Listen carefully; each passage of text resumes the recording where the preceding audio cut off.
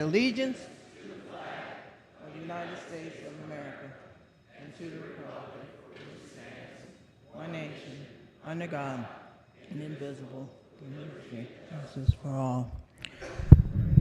A prayer this morning will be offered by our new delegate representing Anne Arundel County. Thank you, Madam Speaker. Would you all mind joining me for a word of prayer? Dear Heavenly Father, as we gather here today, our hearts are filled with gratitude and hope. In the midst of Black History Month and on the eve of Valentine's Day, we reflect on resilience, strength, and love. We honor those who came before us, those of us whose ancestors endured enslavement on American soil, those of us whose ancestors braved the trials of segregation, and those of us who persevered through struggles of single parenthood and poverty. Despite immense hardships, they demonstrated extraordinary resilience, and we continue to walk in their strength. Help us to honor their legacy by embracing the same determination and by reminding our children of the power that runs through their veins. Let us never be defined by our past, for we are not victims, but victors. And help us continue to turn obstacles into opportunities. Lord, instill in us the wisdom to build protective factors that uplift and empower our children. May we equip the next generation with more shields of strength than burdens to bear. As Americans and as human beings, may we all support one another, fostering love, unity, and a spirit of community. Let us be beacons of hope, working together to rise above every challenge. Guide our hearts and minds, Lord, so that we may inspire those around us to pursue their dreams with confidence. With your love, we have the power to rise, to overcome, and to create a brighter future. In your name we pray. Amen. Amen. Quorum call. Madam Speaker.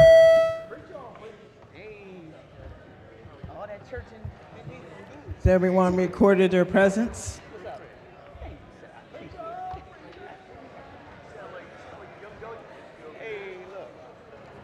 Clerk will call the roll. There are 126 members present. The House is still in session.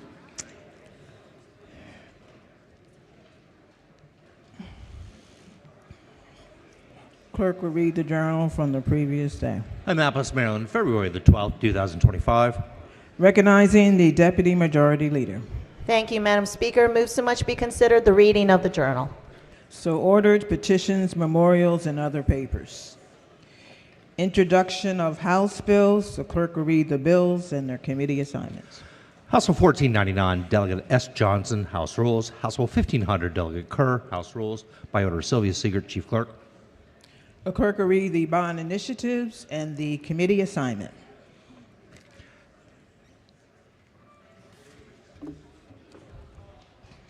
Introductory House Bond Initiatives number 42, February 13th, 2025. Referred to appropriations. Okay. We have a House resolution recognizing the gentle lady from Charles County. Thank you, Madam Speaker. Good morning, colleagues. It's my pleasure to recognize the 30th anniversary of the Rural Maryland Council. The council was formed 30 years ago to provide a place for local, state, and federal leaders to exchange ideas and pursue solutions to issues facing Maryland's rural communities. Now housed in the Maryland Department of Agriculture, the council's vision is a future where all of rural Maryland is prosperous with thriving resources, vibrant communities, economics, and health-connected communities. Throughout its history, RMC has never backed away from big, difficult issues like wastewater, inadequate access to health care, financial resources, and broadband. We are proud of the many accomplishments of RMC to include funding, as well as the establishment of the Tri-County Council for the Lower Eastern Shore, the Mid-Shore Regional Council, and the Maryland Agricultural Resource-Based Industry Development Corporation, amongst others. This is also, the council is also responsible for the establishment of a prosperity investment fund where grants have been awarded over $43 million. Rural Maryland members are in the gallery, and today receiving recognition are Charlotte Davis, the Executive Director of Rural Maryland Council, and Susan O'Neill, Executive Director of Upper Shore Regional Council. Please welcome these outstanding groups. Thank you.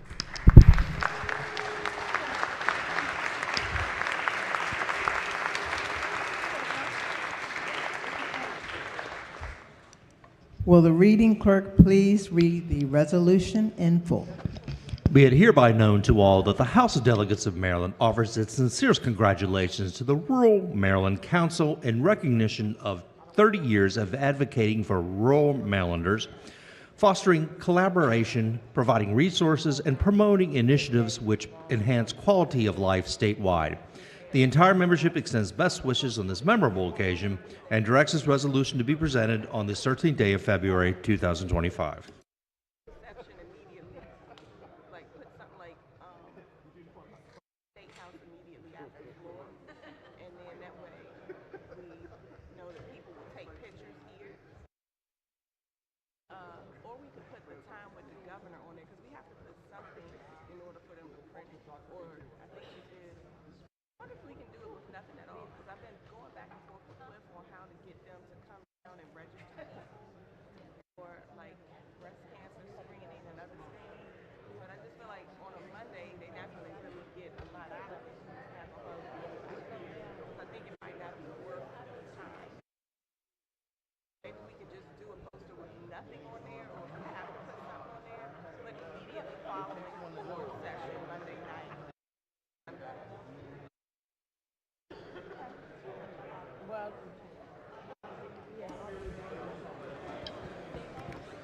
Quorum call.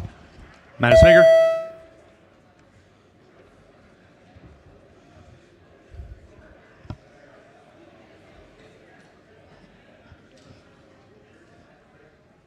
Has everyone recorded their presence? If so, the clerk will take the call. There being 136 members present, the House is still in session.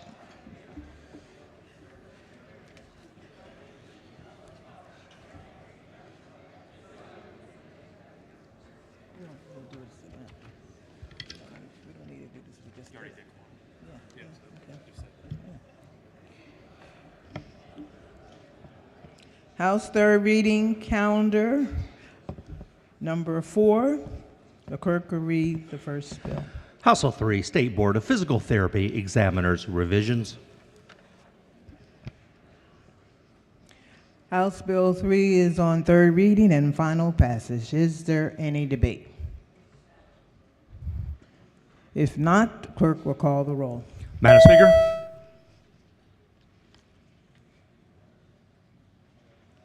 Has everyone recorded their vote? Does anyone care to change their vote? If not, the clerk will take the call.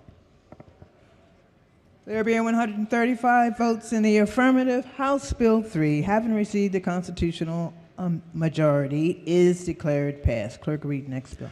House Bill 4, Restrictions on Used Solar Collector Systems Alteration. It's on third reading and final passage. Is there any debate? If not, the clerk will call the roll. Madam Speaker. Has everyone recorded their vote? Does anyone care to change their vote? If not, the clerk will take the call.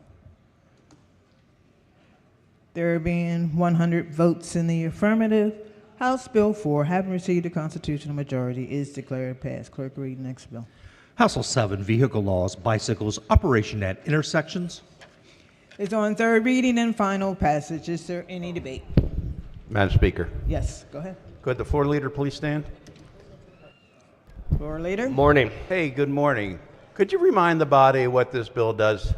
Yeah, of course. So this allows cyclists to use stop signs as yield signs when they're operating on Maryland's roads. So if they come to a stop sign and it's a 2-lane highway or less, they would be able to use the stop sign as a yield sign. The reason we're doing this, as the body may remember from last year, is that all the studies suggest that stop as yield is by far the safest way to allow cyclists to travel, because it keeps the movement keeps them in sight for the peripheral vision of the drivers. And if I recall correctly, it had a name, Idaho something, is that correct? That's right. So in Idaho, they call this the Idaho stop. In Delaware, they call it the Delaware yield. I'm hoping we can, maybe we can come up with some sort of Maryland name if we pass this, maybe like Maryland maneuver or something like that. I would just recommend we call it the Maryland Peloton law and do it that way. So, I think that we can probably have bipartisan support for that. well, great. Thank you so much. Thank you. Gentleman from Eastern Shore. Madam Speaker, Floor Leader, please rise. Floor Leader. How are you? I'm well. How about yourself? I'm pretty good. A always little a under the pleasure. weather. I'm sorry to hear that. Just a question on the bicycles. Does this include e-bikes and motorcycles?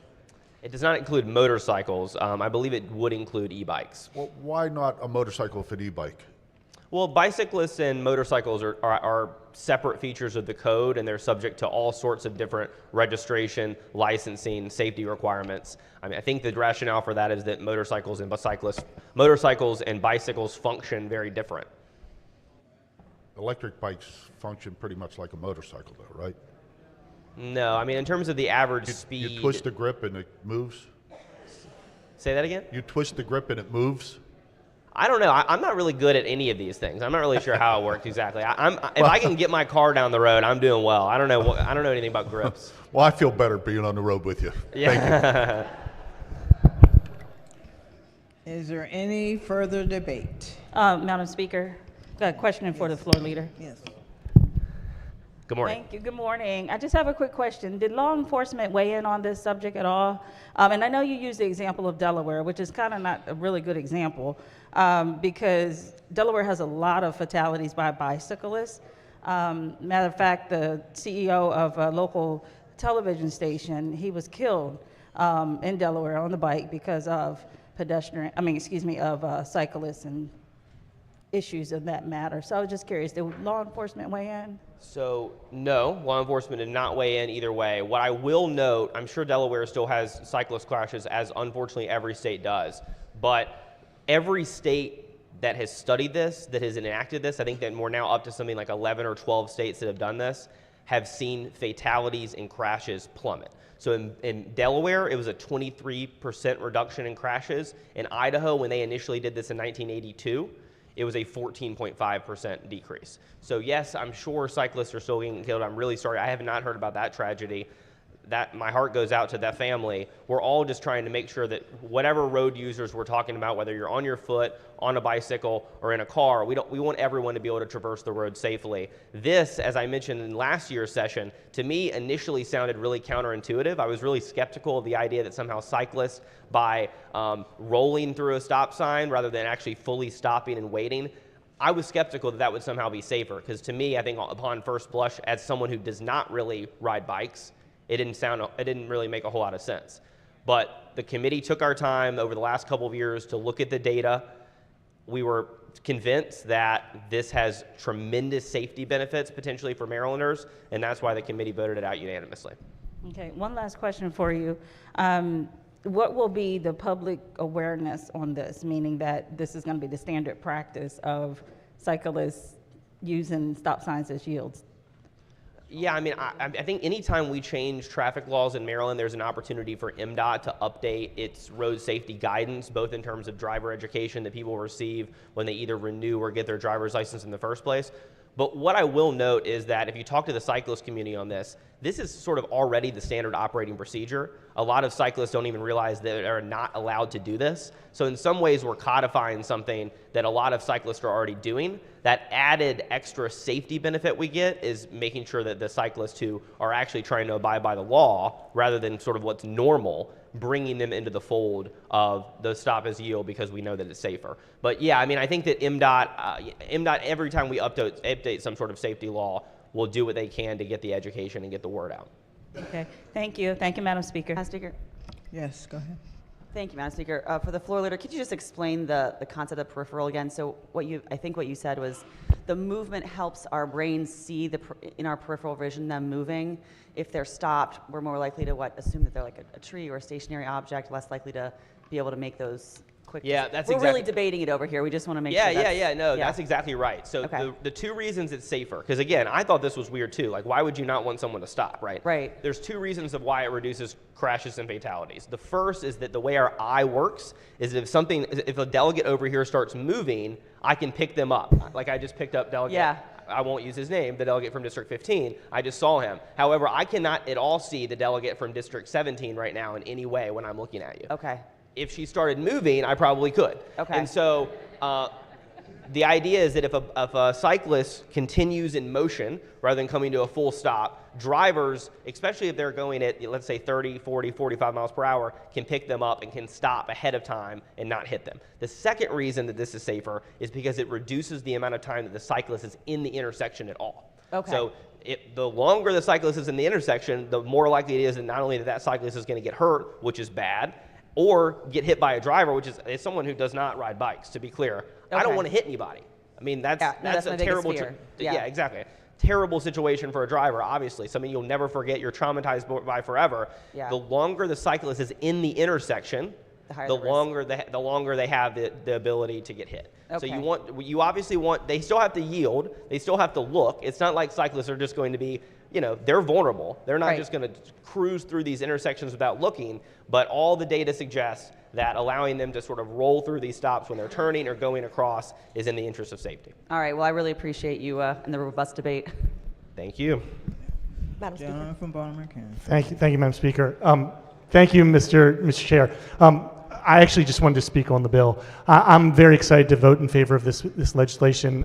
I put this legislation in about a decade ago. The former chair of the subcommittee, who, may he rest in peace, did not do the data research and look at this. As a avid triathlete and cyclist and somebody who spends hundreds of hours on my bike, I understand how this can actually be safe. But if we make it legal, and those folks who ride their bikes all through our state want to try and do things legally, they also want to be as safe as possible. And this is certainly something that will allow for safe passage and for less fatalities, and that's wonderful. Like the gentleman from the Eastern Shore who spoke first, we look for our avid cyclists to be able to have a safe passage, and we are thrilled that the committee has looked at this, done the data, and realized that we're going to create a safe environment for our cyclists. So I'm looking forward to voting in favor of this. I hope everybody else will as well. Yes. Madam Speaker. Go ahead. Good. Vice Chair. Thank you, Madam Speaker. Can the floor leader rise for a question, for clarification? Happily, would I mess up? No, not at all. I point of clarification because the chair of ECM is haggling me. This guy never. Can you clarify edify for the body? Does this mean that a cyclist does not have to stop at a stop sign? No. This bill does not mean that. And if you look at the bill text, it's actually sort of adverb heavy. It says that if a person's on a bicycle and they're approaching a stop sign, they can cautiously make a turn or proceed through the intersection without stopping, but only if they reduce the speed to a reasonable rate and yield the right of way to any vehicle.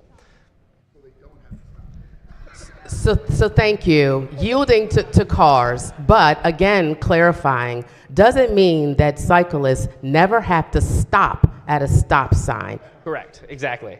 So to be clear, they have to yield, which means if there's something else coming, they will stop. If there is no one coming, they can roll.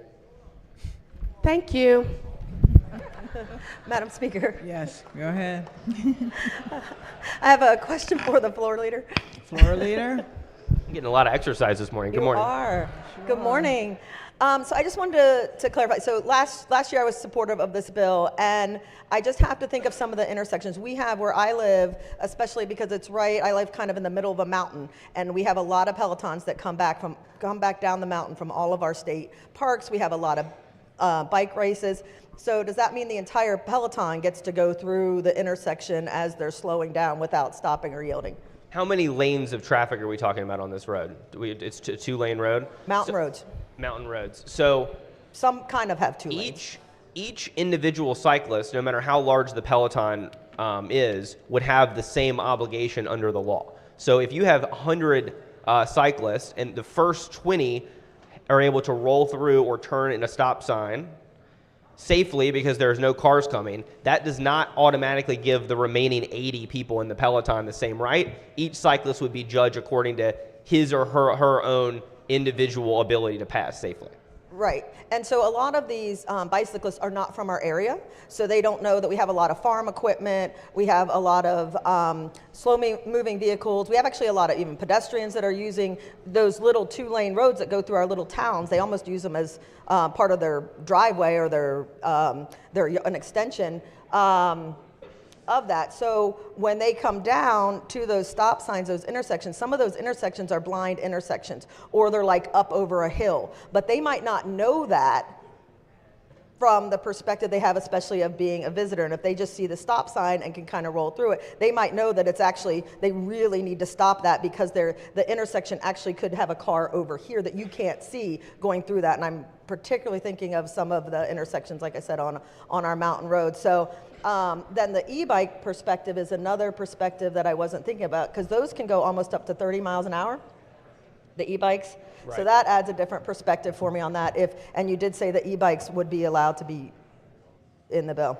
Right. I think electric bikes are included in the definition of bike under Maryland law. But just to get to your point, I mean, listen, every state that has legalized this has parts of their state with blind curves, right? Yep. Every state has a situation where there are parts of the state that have a lot of non-resident cyclists come in. Delaware certainly is a tourist state on the water and a small state, I'm sure has lots of people that are coming that are unfamiliar with the terrain, right? Yeah. And we obviously thought about all these exigent circumstances that could arise. Some situations will be safer or less safe for cyclists. But we really just got to stay wedded to the data. You know, like as legislators and as a committee, what we really try to do a good job of is not letting our first impression of a bill cloud our judgment. And just to think, oh, this kind of sounds weird, it sounds funky, so let's put this in the drawer, is I think not doing a service to our constituents. And so what we tried to do is zero in on every study. I've read every single study that has ever been conducted on this, I think. I don't know. And all of those things are taken into account. And no state has ever passed this law and not seen a reduction in death. Okay. All right. And yes, we all have to represent our constituents. So thank you very much. I appreciate it. Is there any further debate? If not, the clerk will call the roll. Madam Speaker. Has everyone recorded their vote? Does anyone care to change their vote? If not, the clerk will take the call. There being 126 votes in the affirmative, House Bill 7, having received a constitutional majority, is declared passed. Clerk will read the next bill. House Bill 40, Natural Resources, Fishing Licenses and Stamps Alterations. Is on third reading and final passage. Is there any debate? Madam Speaker. Go ahead. Thank you, Madam Speaker. So I'm going to vote against this bill today, and it's for the simple reason that, you know, when I'm down here, I try to do my best to make Maryland a better place to live, work, and retire. I think this bill addresses the third issue, which is the retiree issue. Seniors and fishing, I mean, to increase these fees, what ends up being millions and millions of dollars, I just think it's the wrong move. I think it sends the wrong message. I understand that folks are looking for revenue, but putting that on the backs of our seniors for something is like fishing, I think is the wrong impression, it's the wrong message, and for those reasons I'll be voting against this bill. Thank you. Okay. Gentleman from the Eastern Shore. Thank you, Madam Speaker. I'm too going to vote against this bill. We were told on second reader that this bill is being brought forward for a couple reasons. One is inflation. And, you know, I'll say that I don't know that the cost, you know, of goods and services in Maryland has anything to do with it. I would say that the cost to run DNR has gone up, not because of inflation, but because we're hiring so many people. You know, we've hired over 5,000 people in the state of Maryland over the last 2 years, and we're going to hire another 1,000 in the next fiscal year. And many of those new hires are in the Department of Natural Resources. And so, obviously the cost of the DNR has gone up, and we're going to have to find some revenue to be able to pay for that. And the second reason is that we're going to tax our out-of-staters that are going to come in to fish in Maryland. Part of the reason why we have a structural deficit in Maryland is because our economy is not growing. And I think one of the worst things we can possibly do is create a disincentive for people out of state to come in our state to fish and leave their income and leave their money here and then go back to their state. So I think that's an awful reason. I think it's just bad public policy to raise fishers' licenses, the cost of their licenses, in order to penalize folks from coming out of state. And so, for these reasons, and also too, I just want to add one more thing. This is an easy target. Fishers are an easy target in the state of Maryland. Most of fishers that are out there, they're in the rural parts of the state. They're on the Eastern Shore, Southern Maryland, they're in Western Maryland. And those folks aren't going to come here and come to our public hearing, and they're not going to oppose these things because they're busy doing their thing back home. And so most of the folks who are going to vote against this bill are from the rural parts of the state. And the folks who are going to vote green on this, there aren't a whole lot of fishers in those districts. So thank you, Madam Speaker. Is there any further debate? If not, the clerk will call the roll. Madam Speaker?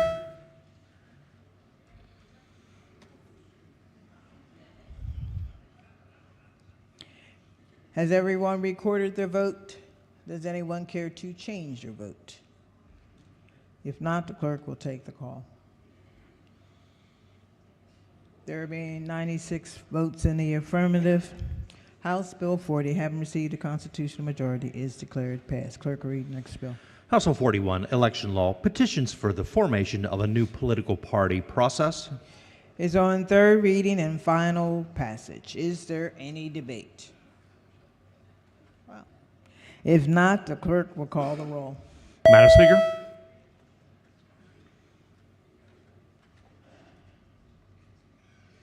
Has everyone recorded their vote? Does anyone care to change their vote? If not, the clerk will take the call.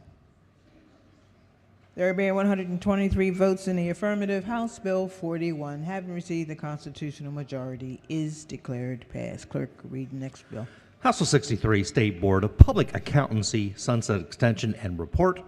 It's on third reading and final passage. Is there any debate? If not, the clerk will call the roll. Madam Speaker?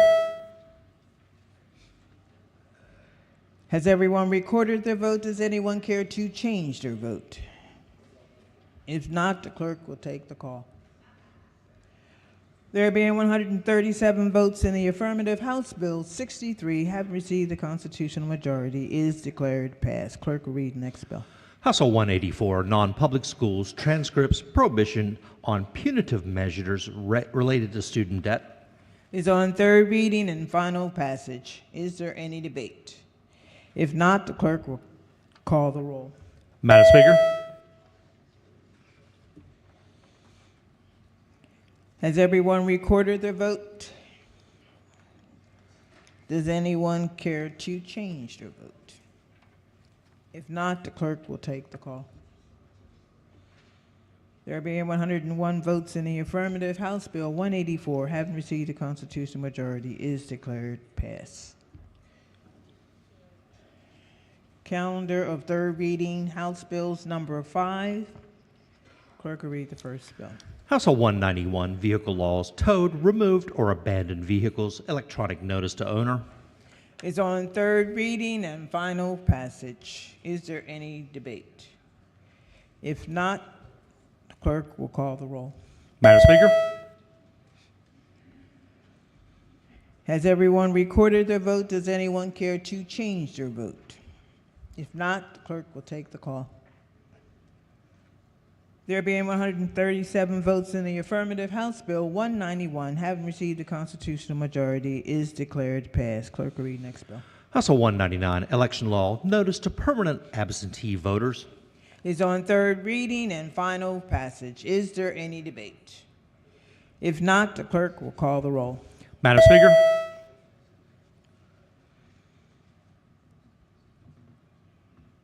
Has everyone recorded their vote? Does anyone care to change their vote? If not, the clerk will take the call. There being 104 votes in the affirmative, House Bill 199, having received a constitutional majority, is declared passed. Clerk will read the next bill. House Bill 207, Higher Education Undocumented Students Out-of-State Tuition Exemption Eligibility. Is on third reading and final passage. Is there any debate? If not, the clerk will call the roll. Madam Speaker, Has everyone recorded their vote? Does anyone care to change their vote? If not, the clerk will take the call. There being 98 votes in the affirmative, House Bill 207, having received a constitutional majority, is declared passed. Clerk will read next bill. House Bill 227, Corporations and Associations, Electric Cooperatives, Non-Sheet Capital Credits. Is on third reading and final passage. Is there any debate? If not, the clerk will call the roll. Madam Speaker, Has everyone recorded their vote? Does anyone care to change their vote? If not, the clerk will take the call. There being 137 votes in the affirmative, House Bill 227, having received the constitutional majority, is declared passed. Clerk will read the next bill. House Bill 256, Health Occupation Boards, Membership Alteration and Sunset Extensions. Is on third reading and final passage. Is there any debate? If not, the clerk will call the roll. Madam Speaker, Has everyone recorded their vote? Does anyone care to change their vote? If not, the clerk will take the call. There being 137 votes in the affirmative, House Bill 256, having received the constitutional majority, is declared passed. Clerk will read next bill. House Bill 321, Pharmacy Benefits Managers, Definition of Purchaser and Alteration of Application of Law. It's on third reading and final passage. Is there any debate? Madam Speaker. Go. Gentleman from Eastern Shore. Thank you, Madam Speaker. Could the floor leader rise for a couple questions? Floor leader. Yes, sir. This should be interesting.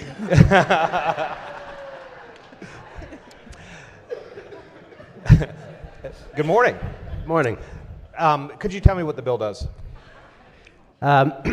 Maryland has a series of laws that regulate the practice of reimbursing pharmacies. The Supreme Court, in a very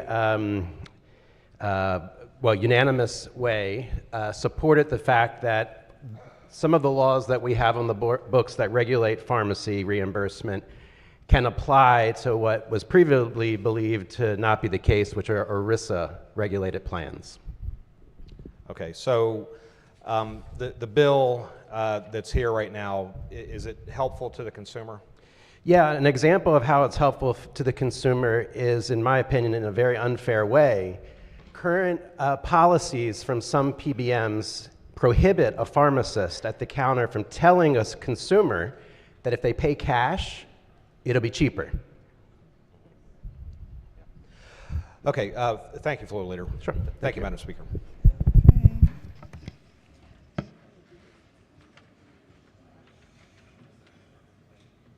Is there any further debate? Hearing none. I'm sorry. Clerk will take the call. Madam Speaker,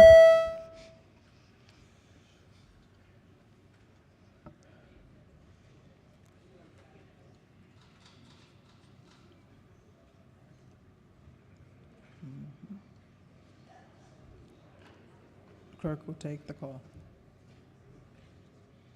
There being 137 votes in the affirmative, House Bill 321, having received the constitutional majority, is declared passed. Calendar of third reading, House Bills number 6. The clerk will read the first bill. House Bill 153, Election Law, Voter Registration, Age and Notification to Minors. It's on third reading and final passage. Is there any debate? Madam Speaker. I was about to call you. Thank you. I see you right there. Yes, ma'am. Thank you, Madam Speaker. Would the floor leader on this bill? Good morning, sir. Floor leader. So you got the email about the suit? Yes. Oh, thank you. Good. All right. We all. Okay. Yeah, this we suit. all feel well connected. Not here. lawsuit. This suit. Okay, I got you. I just want to Thank make you. sure. Some people It's don't your read those. administration getting all the suits, so. Yeah, you yeah, know. yeah, yeah. Oh, here we go. sorry. Here we go. Okay. All right. All right. Well, that'll set the tone for this discussion then. All right. So let me ask you a question here. So in Maryland, when you go to register to vote, do you pick your political party at that time? You can. Yes, you do. Okay. So these 15-year-olds would be picking their political party when they go in for this? As the right to any voter that registers to vote in the state of Maryland or any state in the country. I mean, you think it's appropriate that a 15-year-old should be picking their political party at that age? I don't think that there's much of a difference between a 16-year-old and a 15-year-old and 9-month individual. I mean, you think a 16-year-old should be picking their political party? I think they should be welcome to, as every right of every citizen in our country when they go to register to vote, be able to affiliate with a political party or affiliate with no political party if they so choose. Okay. Now, because I mean, we spend a tremendous amount of, no, look, I'm not going to get into the debate of a 25-year-old and an 18-year-old and the maturity time it takes to grow and develop, but the other thing this bill would require is that they get official correspondence as well. Is that correct? Does that come with when you register to vote at 15? Now the state's required to send this 15-year-old official correspondence to their house? So, at 16 years old, you are allowed to pre-register to vote. And then you are allowed to vote once you turn 18 years old. In some places, right? Because there's minors in other places in the state where they can vote below 18? Correct. There is some areas of the state that you can vote under the age of 18 in some areas of the state. And in the state, throughout the state, if you turn 18 by the day of the general election, you're actually allowed to vote in the primary under the age of 18 as well. Okay. All right. Well, I appreciate you answering the questions. Sure. And good, nice suit. Thank you. Nice suit to you as well. Thank you, sir. So look, I'm going to be voting against this because I think in my personal opinion, it's wholly inappropriate to be registering 15-year-olds and registering their political affiliation and injecting them into that process at that age. I just think they're not ready for it. I think we're putting the cart before the horse. I think there seems to be a trend in this state where we're going to try to get 16-year-olds to vote. I know they can do that in certain municipal elections. So for all those reasons, I will be a red vote. Thank you. Is there any further debate? Madam Speaker. Go ahead. Thank you, Madam Speaker. Question for the floor leader. Floor leader. Good morning. Good morning. Could you tell us what current law is here in Maryland for voter registration? Yeah, pre-registration starts at 16 years. This bill seeks to push that back by 3 months for the sake of, if nothing else, just efficacy and efficiency at the MVA when you go to get your learner's permit. So what you're saying is Maryland already injects 16-year-olds into our politics to allow them to register for political parties? That is absolutely correct, sir. Thank you so much. And explaining why I'm supporting this bill, Madam Speaker, I got my start in politics by registering high schoolers to vote as a fellow high schooler. I was inspired that our state allowed people at the age of 16 to vote, and that's why I get to sit next to you on the floor here in the House of Delegates. I encourage you to support the bill as well. Thank you. Okay. Madam Speaker. Gentleman from Montgomery. Thank you, Madam Speaker. I just find it interesting and rich that we're having a debate about having 15-year-olds, 16-year-olds register to vote, choose their party affiliation, something that they can change, when in this same chamber, we could not agree that charging kids as young as 13, 14, 15, 16-year-olds was something that's appropriate. So we find it inappropriate that young people should be able to register to vote, young people should be able to affiliate with a political party, but when it comes to our criminal legal system, we tend to see that a little bit differently, whether it's auto-charging kids, whether it's charging kids as adults or bringing them under the criminal legal system. I think what this bill does is it ensures that young people are civically engaged. Nothing is stopping them from changing their party affiliation years from now. That is their choice.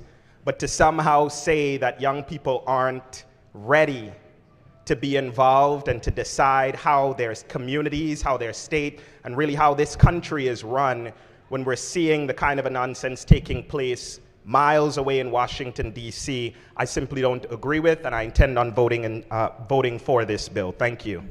Gentleman from Baltimore County. Thank you, Madam Speaker. Can the floor leader please rise for a question? Floor leader. Good morning. So when someone registers to vote, if they choose to choose a political party, is that their political party in perpetuity? No, actually, fun fact, you can change your political party at any point throughout your lifetime. And do you as a have voter. and do you have to go to the your voting place in the county to change your registration, or can you do it another way?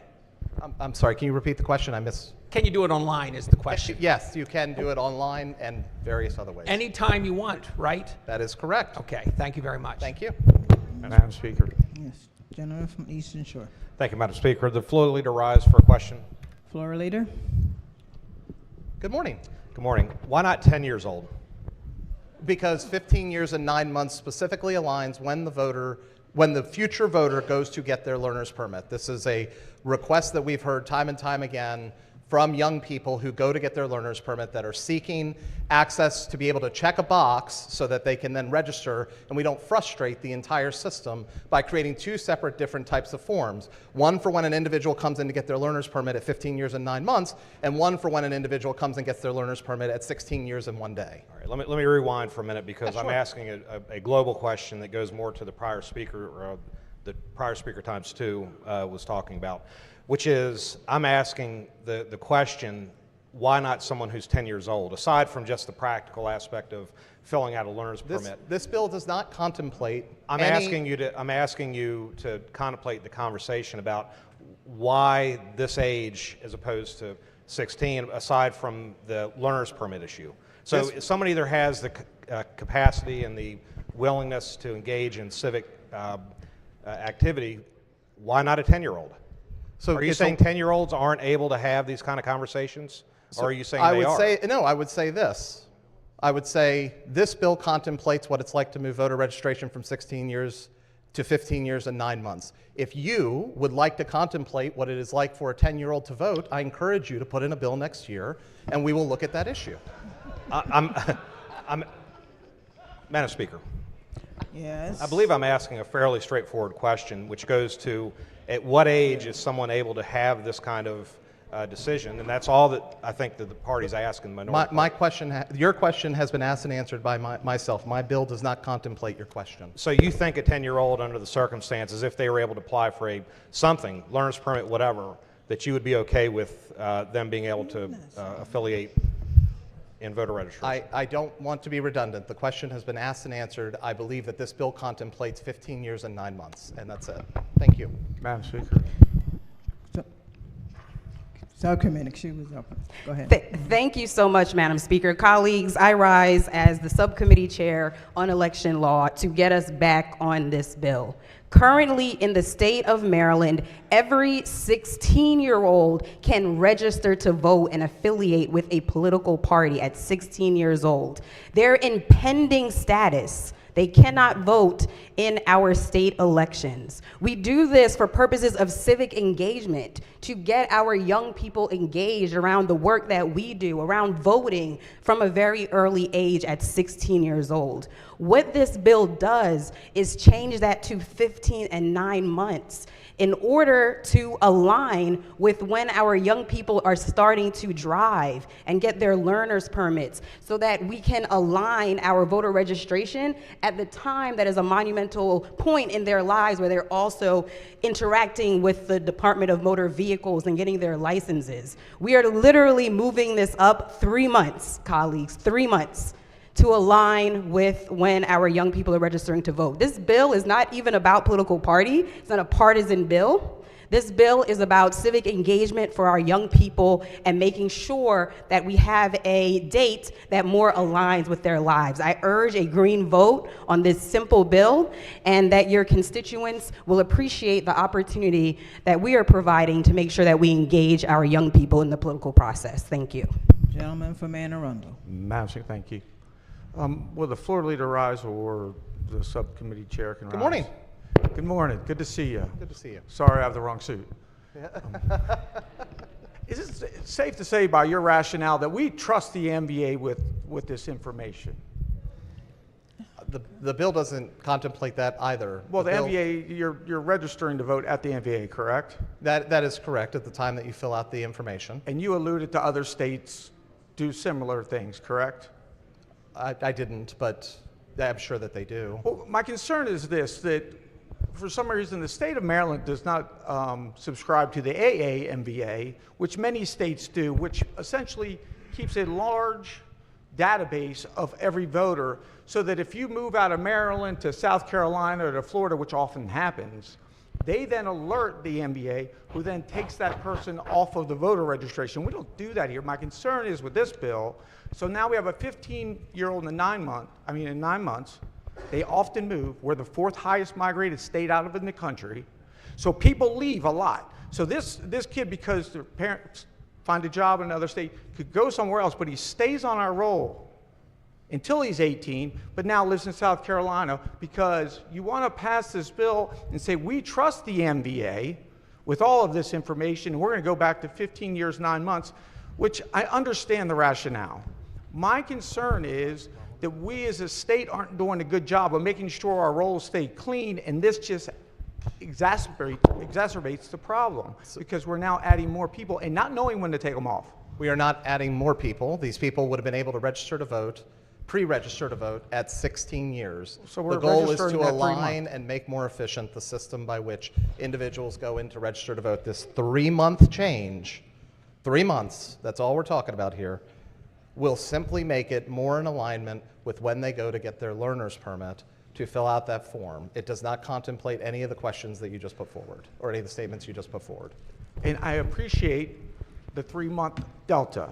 My point is, your goal that you just stated is to become more efficient. We should be efficient, and we should be pushing for it, and we should be subscribing to the AAMVA because of bills like this to make sure that our rolls are cleaned. That, again, would be a separate bill. Happy to look at this, bring the bill forward next year. This bill, efficiency, voter engagement, data after data point has shown, the more we engage our young voters early to get involved in the electoral process, the more likely they are to become lifetime voters. And so we encourage the voter engagement component of this bill day in and day out. Madam Speaker. Lady from Montgomery. Thank you, Madam Speaker. Question for the floor leader. Don't sit down yet. Good morning. Good morning. So my question is, how long have Marylanders been able to register through the DMV to register to vote? That is a great question, and I'm going to need a minute to look that up. Sure, take your time.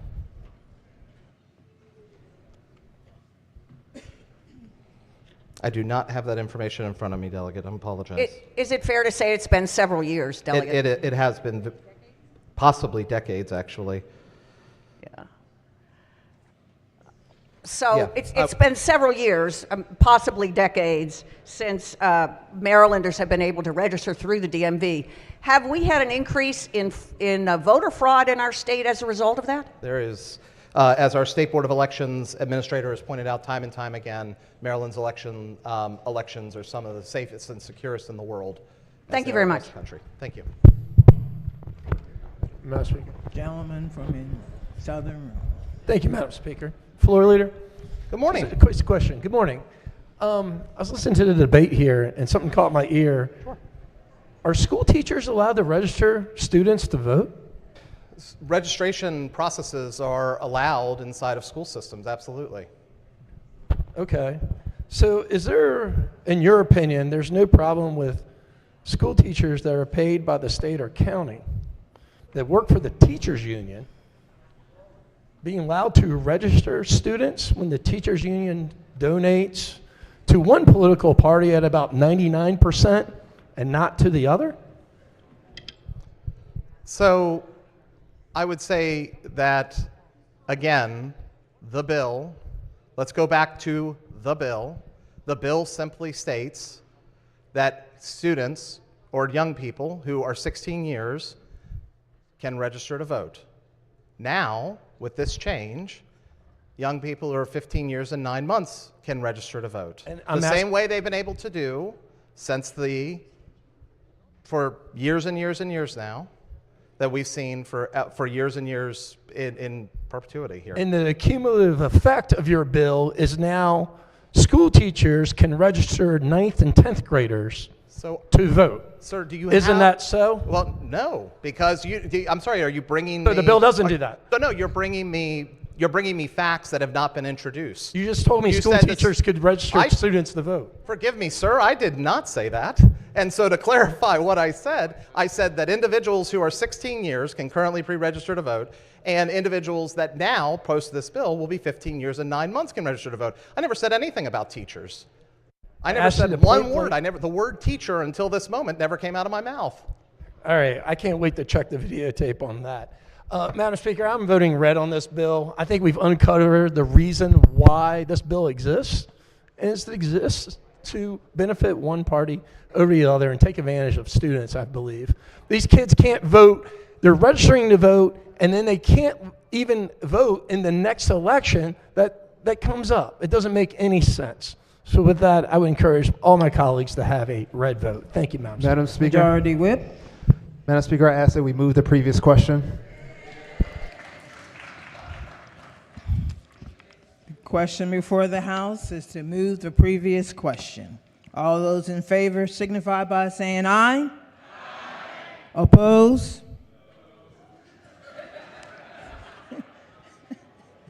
The ayes have it. The previous question has been adopted. The amendment is before the House. Oh, I don't need to do that. Okay. The clerk will call the roll. Madam Speaker?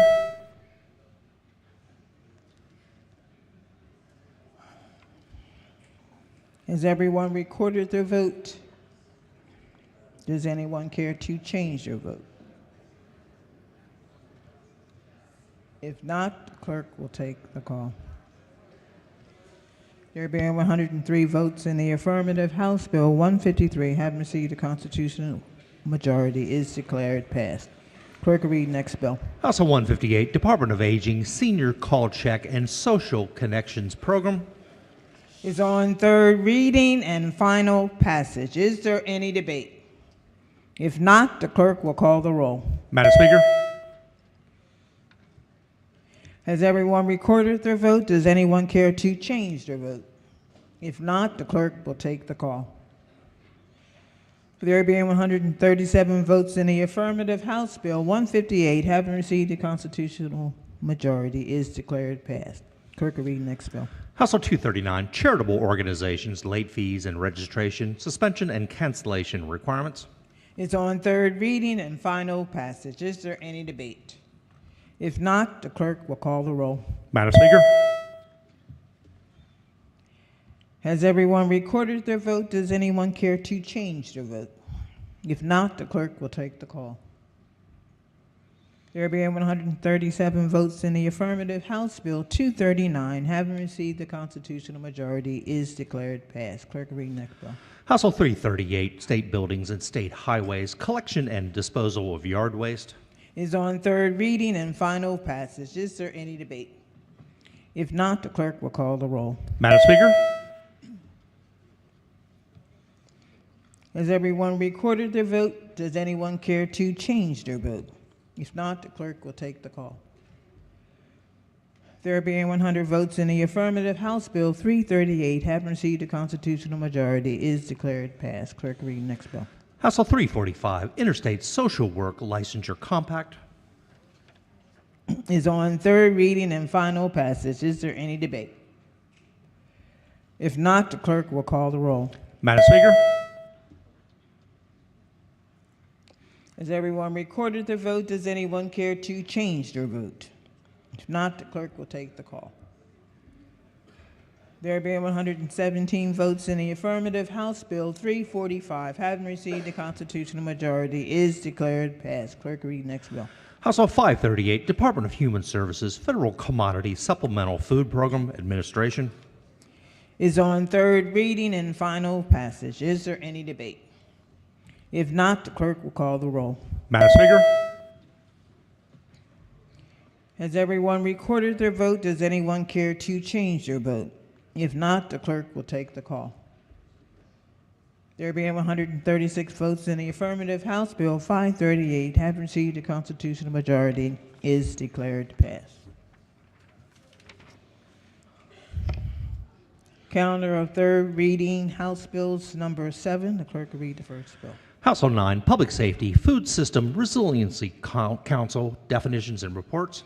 Is on third reading and final passage. Is there any debate? If not, the clerk will call the roll. Madam Speaker. Has everyone recorded their vote? Does anyone care to change their vote? If not, the clerk will take the call. There being 127 votes in the affirmative, House Bill 9, having received a constitutional majority, is declared passed. Clerk, read next bill. House Bill 25, Environment Reservoir Augmentation Permit Establishment. Is on third reading and final passage. Is there any debate? If not, the clerk will call the roll. Madam Speaker. Has everyone recorded their vote? Does anyone care to change their vote? If not, the clerk will take the call. There being 112 votes in the affirmative, House Bill 25, having received the constitutional majority, is declared passed. Clerk, read next bill. House Bill 78, State Commission of Real Estate Appraisers, Appraisal Management Companies, and Home Inspectors, sunset extension and report. Is on third reading and final passage. Is there any debate? If not, the clerk will call the roll. Madam Speaker. Has everyone recorded their vote? Does anyone care to change their vote? If not, the clerk will take the call. There being 136 votes in the affirmative, House Bill 78, having received the constitutional majority, is declared passed. Clerk, read next bill. House Bill 92, Heating, Ventilation, Air Conditioning, and Refrigeration Contractors License Restoration. Is on third reading and final passage. Is there any debate? If not, the clerk will call the roll. Madam Speaker. Has everyone recorded their vote? Does anyone care to change their vote? If not, the clerk will take the call. There being 137 votes in the affirmative, House Bill 92, having received a constitutional majority, is declared passed. Clerk, read next bill. House Bill 124, Residential Property, Assignment of Contracts of Sale, Disclosure, Requirements, and Rescission. Is on third reading and final passage. Is there any debate? If not, the clerk will call the roll. Madam Speaker. Has everyone recorded their vote? Does anyone care to change their vote? If not, the clerk will take the call. There being 137 votes in the affirmative, House Bill 124, having received the constitutional majority, is declared passed. Clerk, read next bill. House Bill 127, Department of Housing and Community Development, Maryland Housing Rehabilitation Program, Local Rehabilitation Program Administration. Is on third reading and final passage. Is there any debate? If not, the clerk will call the roll. Madam Speaker. Has everyone recorded their vote? Does anyone care to change their vote? If not, the clerk will take the call. There being 129 votes in the affirmative, House Bill 127, having received the constitutional majority, is declared passed. Madam Speaker. Yes. I have a vote change, if that's okay. House Bill 345 from red to green. Vote change HB 127 from green to red. Any other vote changes? Madam Speaker. Mm-hmm. Yes. Oh, thank you, Madam Speaker. My button didn't work on HB 78. Would like to be recorded in the yay, green. Thank you, Madam Speaker. Any other vote changes? Okay. That ends the work at the desk. Committee announcements. Appropriations. Thank you, Madam Speaker. The full committee will not meet today, but please listen for subcommittee announcements. Judiciary. Thank you, Madam Speaker. Ladies and gentlemen, the House Judiciary Committee will be meeting today at 1 o'clock for bill hearings, followed by a voting session 30 minutes after the end of bill hearings. Environment and Transportation. Thank you, Madam Speaker. The House Environment and Transportation Committee will meet at 1 p.m. for bill hearings. Ways and Means. Thank you, Madam Speaker. The Ways and Means Committee will meet at 1 p.m. for bill hearings. Economic Matters. Thank you, Madam Speaker. The House Economic Matters Committee will be meeting at 1 p.m. for bill hearings. Health and Government Operations. Thank you, Madam Speaker. The Health and Government Operations Committee will be meeting at 1 p.m. for bill hearings. Are there any subcommittee announcements? Yes. Young lady from Washington. Thank you, Madam Speaker. The Education and Economic Development Subcommittee of Appropriations will be meeting at 1 p.m. in the Appropriations hearing room. Okay. Yes, go ahead. Thank you, Madam Speaker. The Health and Social Services Subcommittee of Appropriations will be meeting at 1 p.m. first for a quick vote and then for budget hearings. Thank you. Prince George's County Delegation Room. Okay, go ahead. Subcommittee will be meeting at 11:30 by Zoom. HGO Subcommittee. HGO, okay, yes. Thank you, Madam Speaker. The Motor Vehicle and Transportation Subcommittee will meet after E&T bill hearings this afternoon. Okay, Howard. Thank you, Madam Speaker. The Transportation and Environment Subcommittee will meet at 1 p.m. today. Thank you. The Civil Law and Procedure Subcommittee will meet on Zoom at noon today. Zoom at noon. Okay. Prince George's. Madam Speaker, the Local Government Subcommittee of E&T will meet today immediately following the bill hearings before the Motor Vehicle Subcommittee. All right. Anyone else got up? Any delegation announcement? Yes. Yes. Oh. Thank you, Madam Speaker. The Baltimore City House delegation will meet tomorrow at 9 a.m. via Zoom. Yes, go ahead. Thank you, Madam Speaker. The Anne Arundel House delegation will meet tomorrow at 8:30 on Zoom. The first part of the meeting will be a joint meeting with the Anne Arundel Senate delegation, followed by a regular meeting. Thank you. Prince George's. Thank you, Madam Speaker. The Prince George's County House delegation will meet tomorrow morning at 9 a.m. via Zoom. Montgomery. Thank you, Madam Speaker. The Montgomery County House delegation will meet tomorrow morning at 9 a.m. virtually. Okay. Any others? Okay. All right. Thank you, Vice Chair.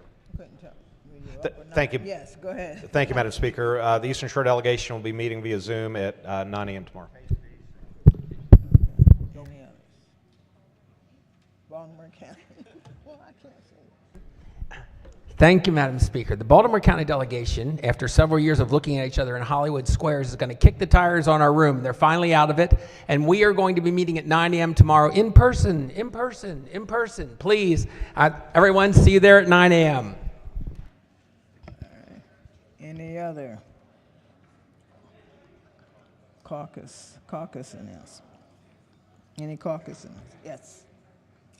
Speaker, I just want to remind everybody that tonight is the Taste of the Eastern Shore at the Graduate from 5:30 to 9. Come join us for some fine food and visit with our good citizens that would love to see you. Thank you. Any other caucus? Yeah. Yes. Thank you, Madam Speaker. On behalf of the Women's Caucus, happy Galentine's Day. The Women's Caucus will be, for its members and associate members, will be hosting its Galentine's Day luncheon from as soon as we adjourn to 1 p.m. at Red Wine. Thank you. All right.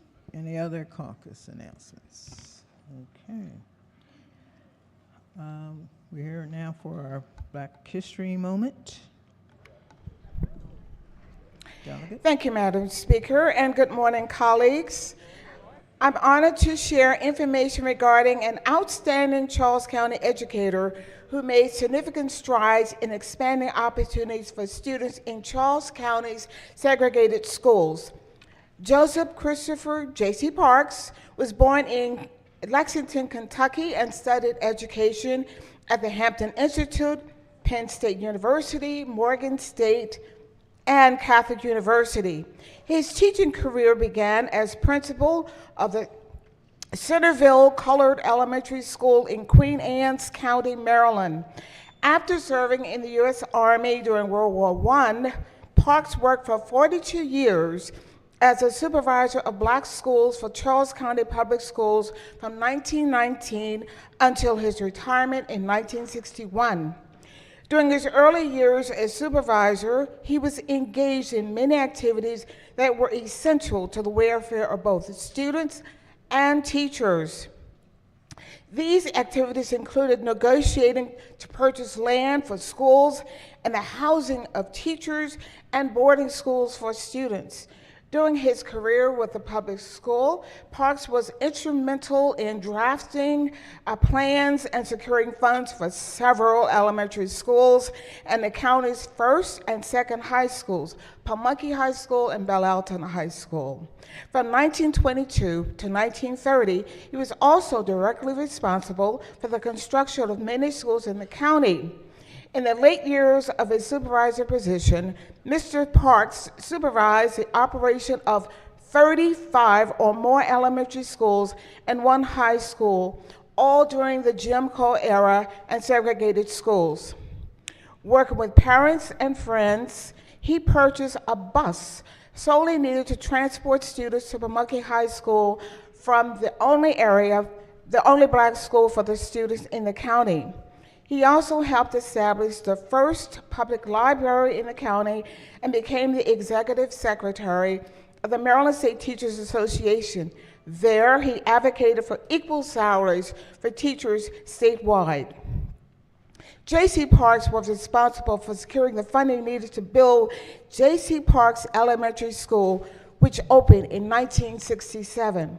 Today, the school is flourishing, has 638 students, and according to the principal, Dr. Hughes Velman, throughout the year, our teachers have integrated lessons about his legacy and impact in various subject areas. These lessons have provided students with a deeper understanding of Mr. Parks' contributions to our community and has sparked meaningful discussions about his legacy. We in Charles County and the nation salute and honor you, Joseph Christopher Parks, for your dedication to education and community. This was your Black History moment. Thank you.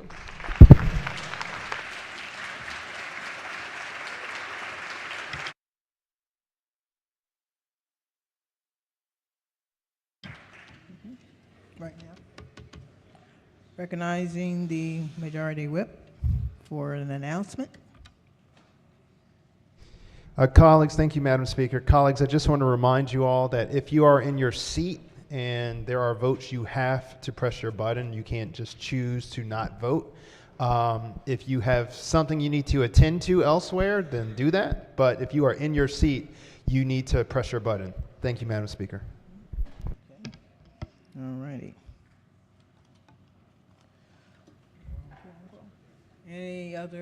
Any personal or guest announcements? Madam Speaker. Prince George's. Thank you very much, Madam Speaker.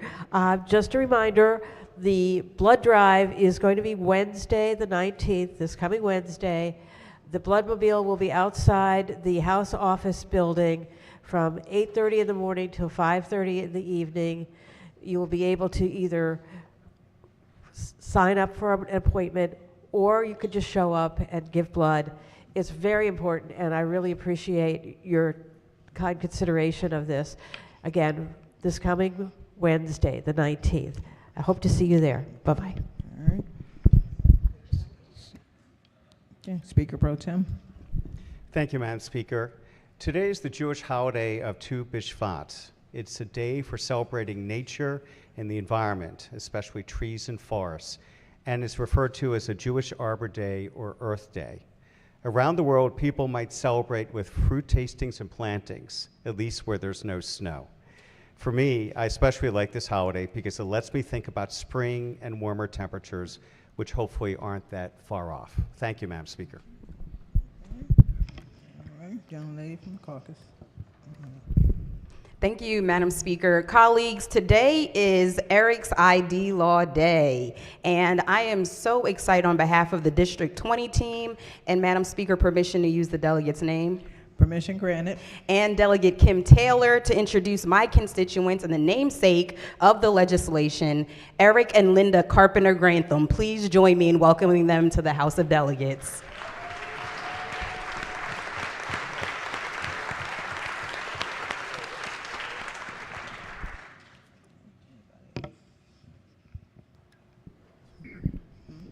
Western Maryland. Thank you, Madam Speaker. Please join the Washington County delegation in welcoming President Dr. Klauber and students from Hagerstown Community College who are in the gallery behind us to witness the House in action. Thank you.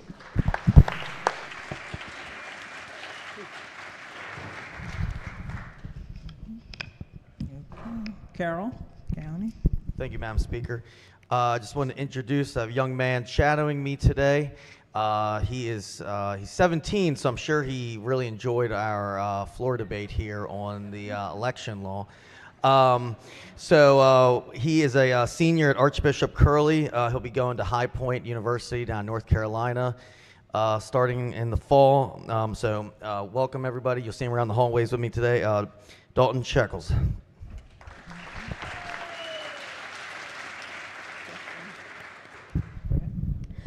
Thank you, Madam Speaker. Colleagues, we have several groups, hopefully they're still here, of people who are studying to become United States citizens here in the gallery today. They're with a group called Solutions and Hometown Connections, and I just ask, oh, there they go in the front gallery, and ask that you just welcome them as they are studying to become citizens of our great country.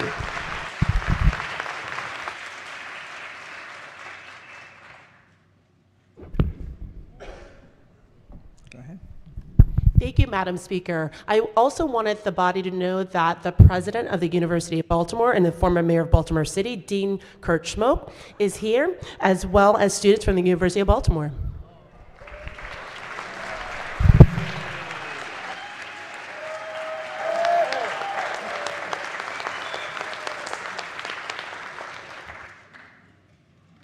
Personal or guest announcements? Yes, go ahead.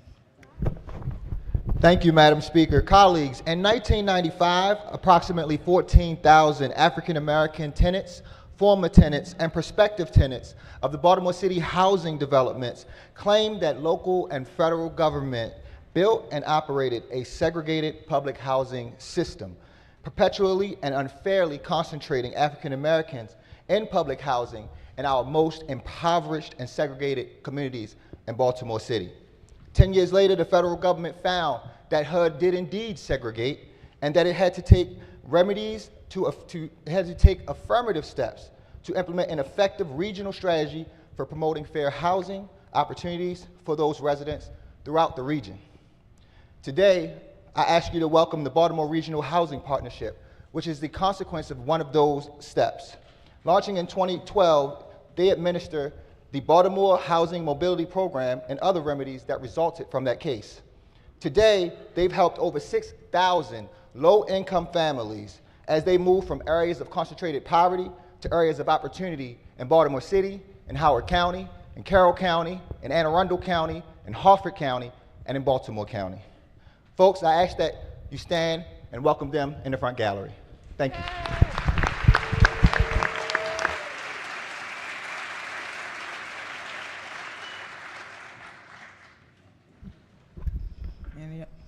Go ahead.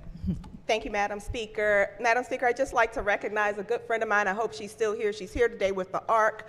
Tykeely Booker and her son, they're here today learning about how our government works. If she's here, I'd like you all to join me in welcoming them today. Thank you.